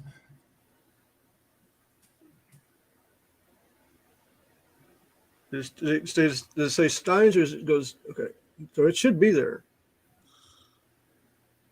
No, it says Stones. I typed the Steins and it's looking up the Stones. Yeah. Now I've got to tell it instead to actually look for the Steins. Yeah, they are. Yeah, because it's in the catalog. And now I'm going to go to Walmart tomorrow and ask for the book. Yeah, but see, mine's in Walmart. Mine's in Barnes and Nobles. My book. There's actually several Japanese bookstores in Japan that's got my book. My book's here's the thing: online stores. I didn't put the previous book in the catalog, and it was still available on online stores. Putting it in the catalog makes it viewable by the brick and mortar stores. Right. And and the thing about it is, here's something else. If you do novels, and I mean, this is really important, go to your local bookstores. Go to your local bookstores. See if they have what's known as a local authors section. Okay, Barnes and Nobles does, a Half Price Bookstore like that. Tell them about your book. They'll look for it. They'll look at their sales. Yeah. They go, oh, your book, like mine, your book is at 455. Oh yeah, we got to get this. It's up. If it's I'm up in the top 500 of horror books. Yeah, okay, we'll have them. And stuff like that. And like I know the Barnes and Nobles right down here by my house, which is about 4 miles away, they can't keep it on the shelf. They've sold out of it like 4 or 5 times. So. I just looked for it on the Canadian Walmart. Yeah, well, the devil you know better. It's not there, unfortunately. Yeah, I specifically told them. Considering we haven't been together here in the last 3 weeks, there were a few stories I wanted to ask you guys about. I talked about at least a couple of them with RJ before, off stream. But so over the past 3 weeks, of course, you were talking about some people passing away in the comic scene, but also Larry Storch passed away last week from Alzheimer's at the age of 99. Larry Storch was a voice actor. And then Kazuki Takahashi passed away from possibly a snorkeling accident, the Yu-Gi-Oh creator. And the other thing I wanted to bring up too, get you guys' views on, was Ken Akamatsu, the manga creator for Love Hina, being elected to the Japanese Diet on a best thing ever! Yay! Free speech / non-censorship platform. I wanted to just get your guys' input. I wanted to get on the deaths last week, but we weren't together last week, so I wanted to get your viewpoints on those 3 stories. Well, I can tell you about Larry. I met him once when I was in the service. He came to Fort Hood because, of course, F Troop. Right. Everybody loved F Troop. Even my grandparents, and my grandmother. My grandmother was Comanche Indian. She loved it. And you do know that there's no actual Native Americans in F Troop. They're all, believe it or not, they're all Irish. The guys that played the Indians in F Troop TV series were all Irish. Except for Milton Berle, he showed up.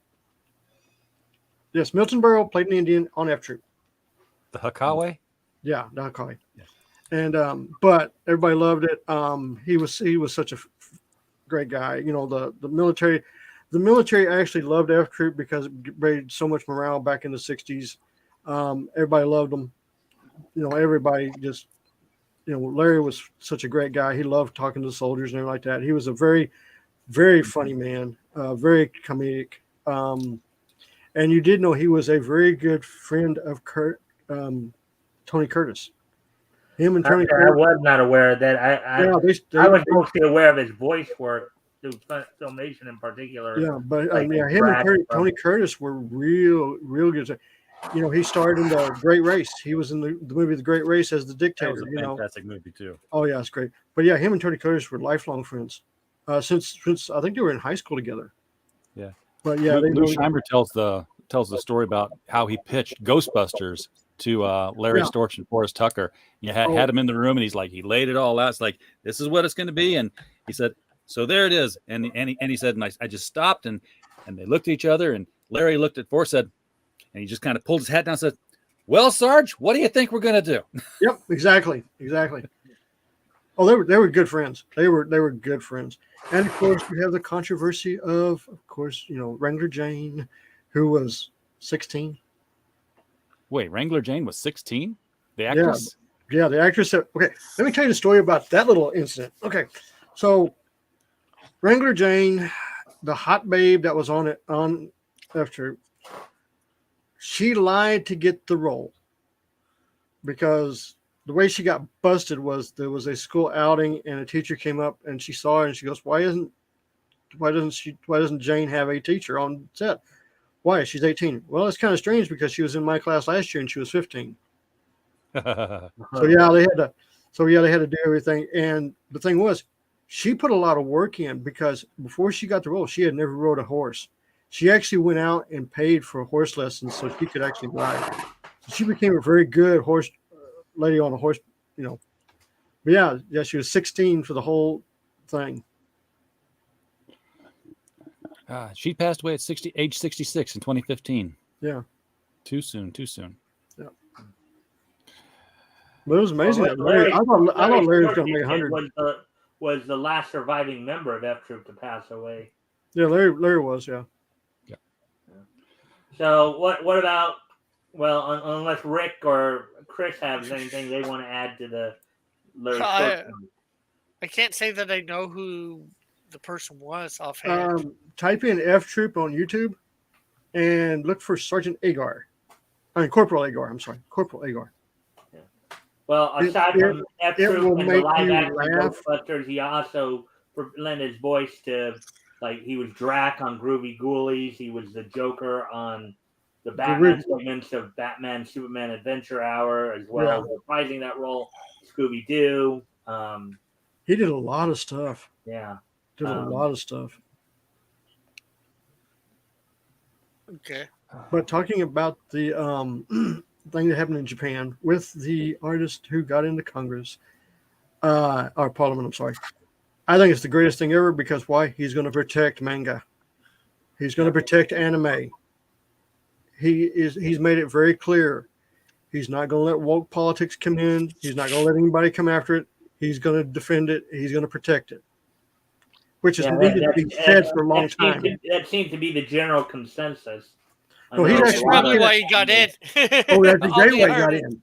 Oh, yeah. I mean, you got to understand. And I got in a little debate on Twitter about comic book sales, and I was like, here's the facts. And I actually brought this up. I said, Aquaman is canceled. Its last run only had 5,000 copies sold. Ruri Dragon Episode 3 sold 420,000 copies. That's the difference. Yeah, and if you didn't know, that's exactly what happened. Yeah, Aquaman's already canceled after 6 issues. Wow. You can't... DC and certainly Discovery is not going to keep a book alive out of nostalgia. Oh, you heard that they got put in timeout, right? DC Comics. No. Yeah, I know this, and maybe you can give me some back on this. Michael Tierney said it's been within a very short period, DC has skipped 3 final cutoffs, final order cutoffs. He's like they're not making books. Well, here's some other interesting thing. Basically, Sazov pulled him from San Diego. He said, "You're not going." They're not going to SDCC. No, DC's gone. There will not be at DC. There will not be at SDCC. Yeah. That's well, huge. Well, as I've said before too. For that, for the last couple of years, even before COVID, they weren't at San Diego Comic Con too. Well, the only thing they had at San Diego was the movie stuff. But I mean, even the movie stuff's not there. There's nothing with DC Comics at San Diego. Some of the artists will show up. Jim Lee's going to have his experience and stuff, but that's it. There is no official DC representation at San Diego. Just I can tell hand you over this: Marvel. Zaslav is going ballistic. He is. You saw what they did to CW. It's gone. Yep. CW's gone. CW was sold. The Arrowverse has basically been completely gutted. I hear they're bringing a Legion of Superheroes series though to it. CW is not going to be around. What you're hearing is it's not even going to be owned by. It's not even owned by WB. Yeah. Would you like to know how much they sold it for? Could we Sure. crowdfund it? This is the official sales price of the CW and how much their DC Arrowverse is still worth. All they had to do was take the $100 million debt. Just take the debt. Take over the payments. No cash, nothing. Take it. It was Just worthless. take over the payments. CW was worthless. Oh man! But really, it's because they kind of made it worthless. Like that's the sad they part. Did. They really did. They really did. With shows like Riverdale. No, what is Sabrina. Riverdale doing now? Yeah, but I'm saying, that's what happened with that. So the minute DC got evicted from their building, if you didn't know, DC got thrown out of their building. They went to this new little building where everybody's got cubicles that they've got to share it with each other. Yeah, that story's been out for a while. I saw a picture of Jim Lee's new office, and it looks like it's smaller than my office at work. Ouch. Yeah. I mean, Stargirl is going into season 3. I don't know. Stargirl is actually getting, I believe, got picked up by HBO. Okay, so that's where it's going to go. Yeah, it'll be over HBO. But it's not. I mean, right now, my guess is if somebody went in there with $50 million, they could buy all of DC Comics, the comic book company, not the movies, but the comic book, for $50 million and walk away with it. I wish I had that sort of money. I'd do it. Oh, everybody knows I'd have done it, and everybody at DC Comics would have been scared to death of me because I'd have ripped it apart. Oh, yeah, I'd Well, sort of do that, but no, you have no. I mean, I've laid out several things I'd have done with DC Comics. DC characters would suddenly become part of the Crossverse. Well, no, the thing about it is, here's the thing. If you want to fix DC Comics, it's real simple. It's real easy. First off, you have 8 core title books. You have only 8 core. That's it, 8. Then what do you do? No, it's real simple on how to do it too. But then what do you do? Okay, all these independent comic creators that have been out there, that have been screaming and yelling about they could do a better job of these of the characters. You know what I'm saying? They've been doing it for years. Okay, here's your chance. There are some limitations on what you can do, but you can purchase the rights to the characters for 3 or 4 issues. We will publish the issues. If you make money, you get money. We get 12%. You get the rest. But if you fail and you lose money, it's all on you. You have to pay your staff. You have to pay your people. You have to do everything. And it has to meet quality standards. But say you want Batman. The number one character. Okay. Batman's going to cost you $10,000. Okay. What other characters you want? Oh, you want Robin? Well, he's a supporting character, so he's $2,000. You want the Joker? Well, he's the main character. He's going to cost you $8,000. You see what you're doing? You're licensing your characters out for 3 issues, but you're already making $20,000 already off of it, free money. You don't have to do anything. Now, you can do that with every character you got in DC Comics. And you have certain rules that you can do and what you can't do. But they're very minor of what you can do. Your story, It's your story. You can run with it. You can set it in any time frame you want. We'll market it. Might We'll get put it out. convoluted very fast. Well, hey, but look at the money you're making off it. You have the official world of DC Comics, which is the core 8. Then you have the alternate universe worlds, which is the ones that you're running with the creators. And then the big thing I'd pull out of the bag is the Return of Wildstorm comics. I'd bring Wildstorm out with a blaze of glory. I mean, Wildcats, Team 7, Gen 13, Backlash, Stormwatch, Wetworks. I would bring them all out. Bring a big image style, big, bold stories, and just run everything. Who's going to draw them? Real simple. Get the guys from Jim Lee. He's still got Campbell. Campbell's talked about wanting to do it. Brett Bruce talked about wanting to do Backlash. You can still pull the guys back in to do it. And the thing about it is you're not holding them like this. It's Wildstorm. Go. Make money. Well, do your big stories with a beautiful artwork. They stopped making money. That's why DC bought them in the first place.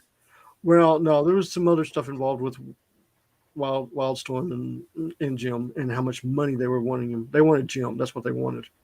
Yep. I mean, let's face it. If you could get Jim Lee to draw your book, how many of us right here would go, yes?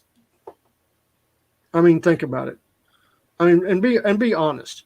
If you have a comic book and Jim Lee comes in and says, I will draw the book, okay, you're going to take him up for it. Sure.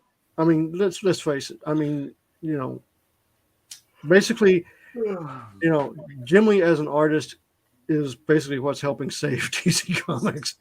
But, Jim Lee as an executive, not so much. Not so much. Yeah. Hush sold books. Publisher, Jim, not so much. Well, Hush sold books. The Justice League, the retelling of the Justice League, that sold. Yep. Those were good stories.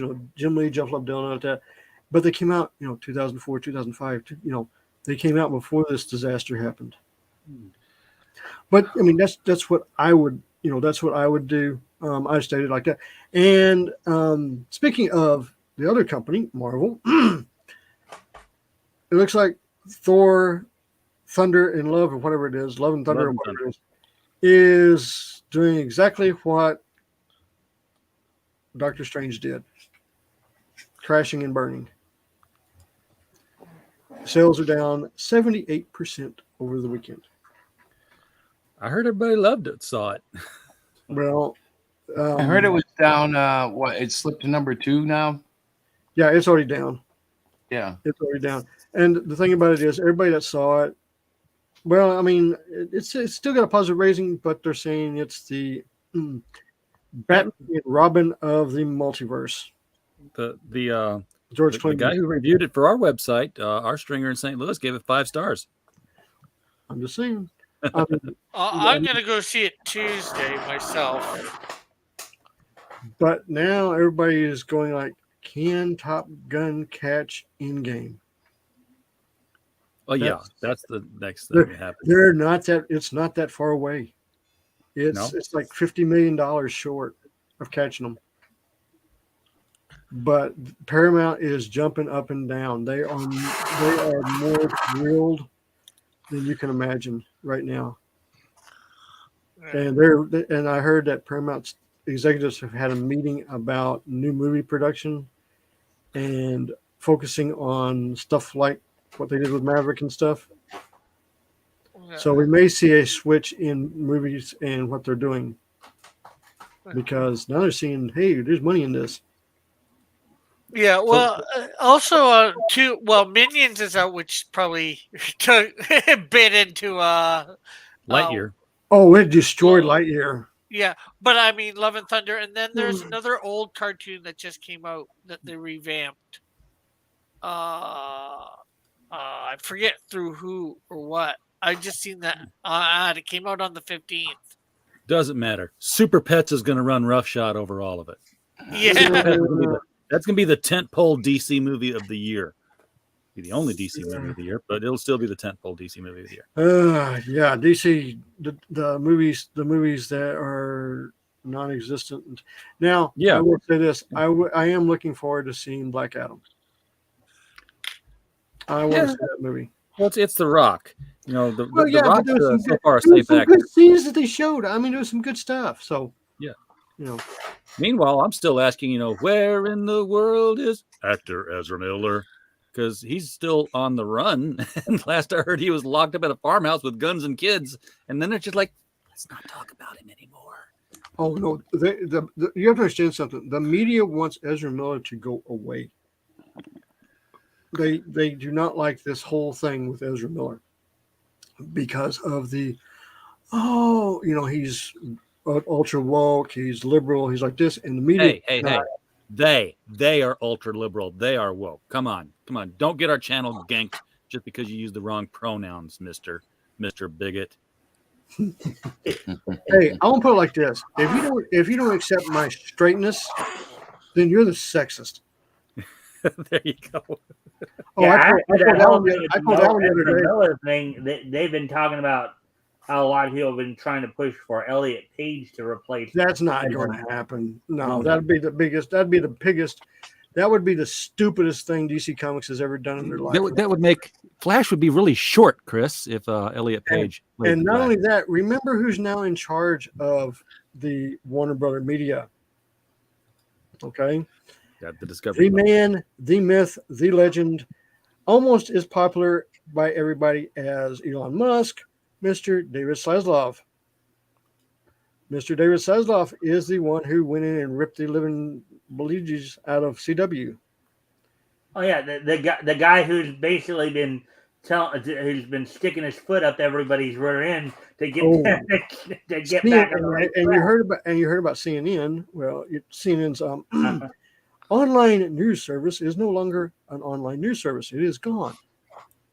Yeah, you already pulled that, and G4 is completely gone now too. But G4 is. Hey guys, I want to go back to something RJ touched on just for a second. What's that? So last week on Twitter, they were talking about the Elliot Page Flash deal, right? Oh yeah, let's not get yanked on this. Let's not get yanked for this because we talked about her or him or whatever. It's cool. Well, check this out, right? So I took a picture of the Justice League and I shrunk the Flash. He was in between Batman and Cyborg. I made him much smaller than what he normally was. And a bunch of people over on that thread go, look, he's right here. It shows he's really short. He'd be perfect for it. Yeah, I had to show him that I had manipulated it because they didn't understand. They really don't know how tall the Flash is.